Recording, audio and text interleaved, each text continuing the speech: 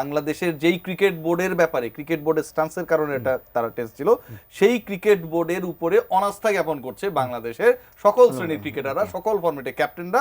এটা আইসিসির কাছে বাংলাদেশকে বেইজ্জত করেছে। আমাদের যে ক্রিকেট বোর্ডের বিরুদ্ধে আমাদের যখন ক্রিকেটাররা যখন অনাস্থা জ্ঞাপন করছে তখন কিন্তু এই ক্রিকেট বোর্ডের কিন্তু লেজিটিমেসি বা বৈধতা বা সিদ্ধান্ত বা কথা বলার ইয়েটাকে কিন্তু প্রশ্নবিদ্ধ করে না। ইসিবি এই সংকট মোকাবেলা করতে চায় ঠিকই, কিন্তু সেটা হচ্ছে এন্ড অফ দ্য ডে ক্রিকেটারদের দাবি মেনে করতে চায় না। আচ্ছা, যদি সেটা চাইতো, বাংলাদেশ ক্রিকেট বোর্ডে তো এখনো তো সাবেক ক্যাপ্টেনরা রয়েছেন, 3 জন সাবেক ক্যাপ্টেন রয়েছেন, খালেদ মাসুদ পাইলট, ফারুক আহমেদ এবং আমিনুল ইসলাম বুলবুল নিজে প্রেসিডেন্ট, আব্দুর রাজাকের মতো লেজেন্ডারি সাবেক ক্রিকেটার রয়েছেন, রাইট?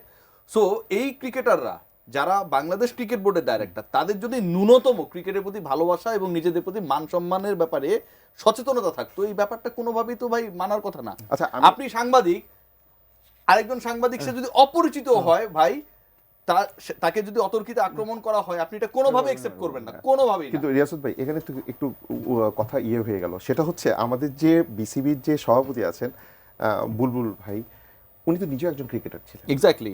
তো উনি কি নিজে কি অন্য ক্রিকেটারের পেনটা বুঝেননি?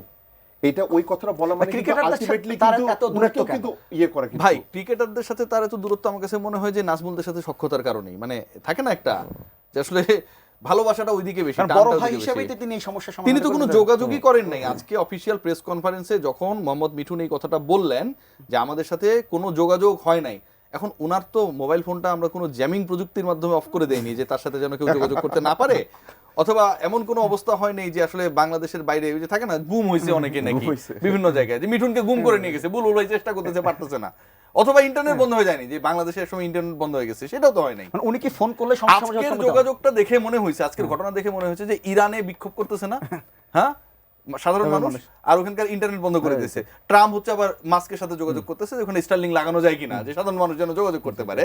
আজকের ঘটনা দেখে মনে হয়েছে বাংলাদেশ ক্রিকেট বোর্ড একটা ইরানে পরিণত হয়েছে, ক্রিকেটাররা বিক্ষোভ করতেছে কিন্তু যে করেই হোক বুলবুল ভাই তাদের সাথে যোগাযোগ করবে না। যে ঘটনা বিপিএল নিয়ে বাংলাদেশে এখন যেটাই হচ্ছে বা ক্রিকেটারদের সাথে বিসিবি যে ঘটনাটা ঘটছে, এটি আইসিসিতে বা বিশ্ব দরবারে বাংলাদেশের ক্রিকেটের অবস্থানটা দুর্বল করে দিল কিনা? ডেফিনেটলি দুর্বল করে দিল, এবং আইসিসি বাংলাদেশ ক্রিকেট বোর্ডের একদিক থেকে স্ট্রং অবস্থান নিয়ে যখন চিন্তিত ছিল যে বাংলাদেশের খেলাগুলো ট্রান্সফার করতে হবে, শিফট করতে হবে ইন্ডিয়া থেকে শ্রীলঙ্কায়, যখন তারা এটা নিয়ে তারা ভার্চুয়াল মিটিং করছে, একই সময়ে বাংলাদেশের যেই ক্রিকেট বোর্ডের ব্যাপারে ক্রিকেট বোর্ডের স্টান্সের কারণে এটা তারা টেস্ট ছিল, সেই ক্রিকেট বোর্ডের উপরে অনাস্থা জ্ঞাপন করছে বাংলাদেশের সকল শ্রেণীর ক্রিকেটাররা সকল ফরম্যাটে ক্যাপ্টেনরা। এটা আইসিসির কাছে বাংলাদেশকে বেইজ্জত করেছে। আপনার মন্তব্য জানতে ছিল না, আমি অবশ্যই, এবং এর মধ্যে কোনো রাজনীতি আপনি দেখতে পাচ্ছেন কিনা?